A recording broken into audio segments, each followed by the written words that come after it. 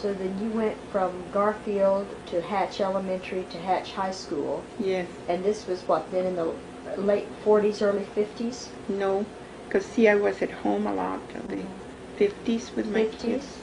Well, it was the late 50s when I began to. And then when did you go to work in Array?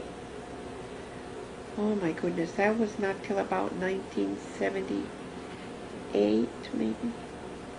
No, it might have been 73, maybe. Right, 73. So did you stay in the Hatch district then through the 60s? Oh yeah, for a long time. And then when I went to Array, it was because we still lived in that little house.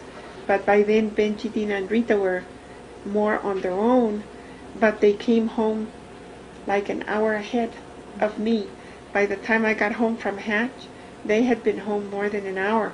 And I just worried and worried about what might happen to them alone, because they were, well, they would get into all kinds of things, the three of them together. Mm-hmm.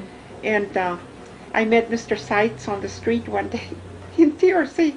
He said, "Don't you want to come and teach at Array, and you could take your kids to Array?"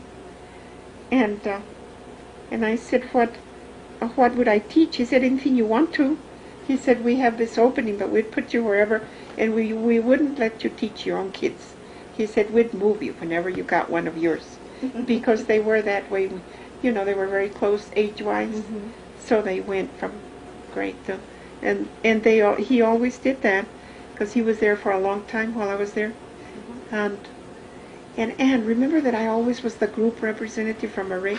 They never changed the group representative, so every meeting I had to go to TRC.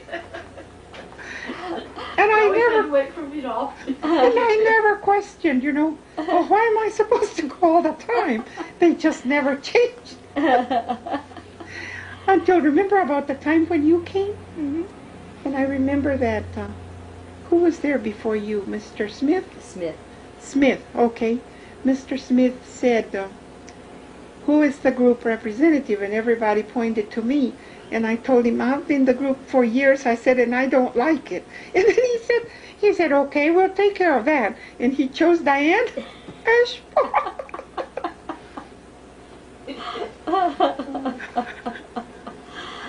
So you were recruited, you were stolen away from the Hatch district, and you came to Array in the early 70s, and then you were there till you retired in 1984. Till I retired. And I remember that you wanted to make me a retirement party, remember? And I told you, "No, I just want to go eat with you guys." Yeah. And then when the lunchtime came, we were so busy checking out, and I was so slow checking out, that they went on ahead to the cafe, and I forgot all about that I was supposed to eat with them. But then she had her fancy retirement dinner at Dan's site. And remember, Sylvia came back and said, "What's the matter with you?" She says, "You're supposed to be eating with us." What do you think of all your teaching assignments? What was your favorite one? Of all my teaching assignments, I guess my very favorite was when I taught special ed in the mid-school in Hatch.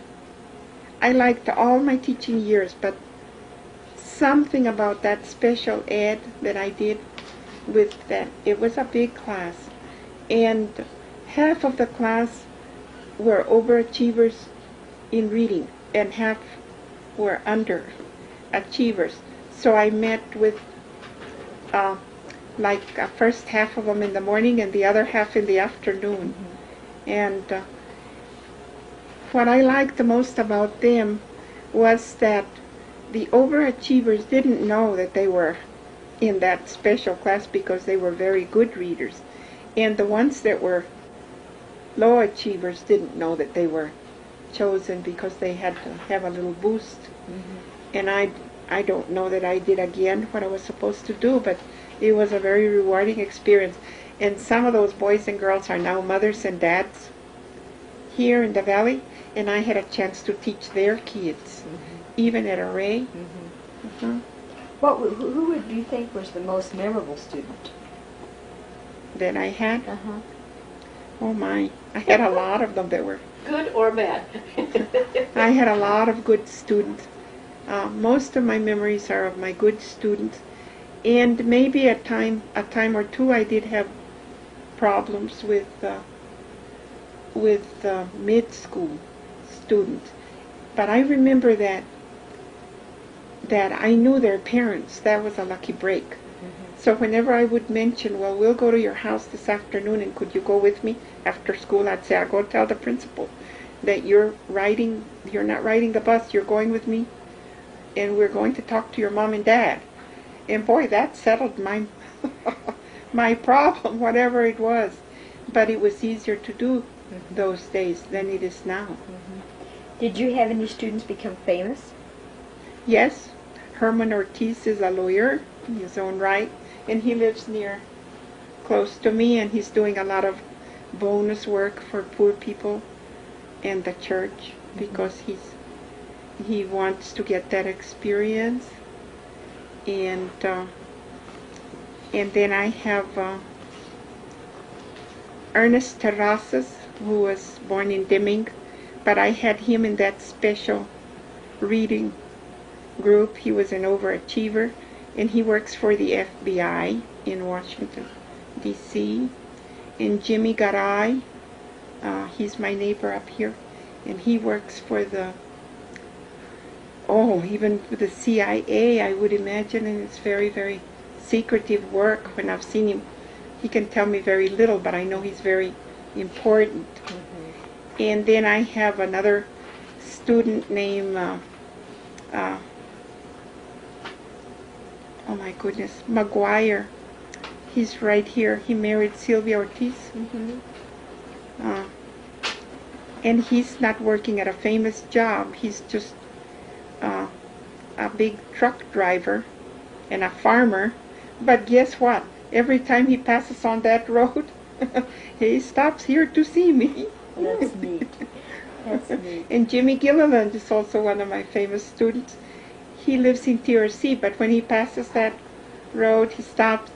And the neat thing I remember about Jimmy Gilliland was that he was no longer my student, but every month of May before I retired, he would appear with cold Coca-Colas to treat my class. So they thought they were that he was a Santa Claus. I told him too, I said, you'll be one of my pallbearers. And he said, oh. Carrying Cokes. Carried goats. Okay, let's see. We talked about skipping school. We talked about what you did after school with your skating and taking field. Do you think you could teach today? I don't know. I teach adults, at night, on Monday night. I still do that. And what I've found this past year is that I never sat down to teach. I was always moving and standing up, but I can't do that anymore. I unconsciously eventually pull the chair and sit down, which is not my style at all, but I do that now. That means that my body is saying it's time to stop, and I tell Sister Marito, it's time to stop, get you another. And so luckily one of my students, Alma Marufo, that's another one of my famous students, she is kind of an apprentice, and she's going to take over the class. You've only been doing your GED classes for 15 years, so it's tied. I think it's well tied. Oh. Let's see, we talked about... two of my other famous students are the two students that just recently went to take their citizenship test in El Paso, and both passed. Good. One is Margarito Guerrero, and the other is Margarita Zuniga. He's from Salem, and she's from Array. And I took them through all the 100 questions to be eligible for citizenship. And in the process, they learned English. You should see them now. It had nothing to do with teaching English. It had to do with citizenship. But they are overachievers too.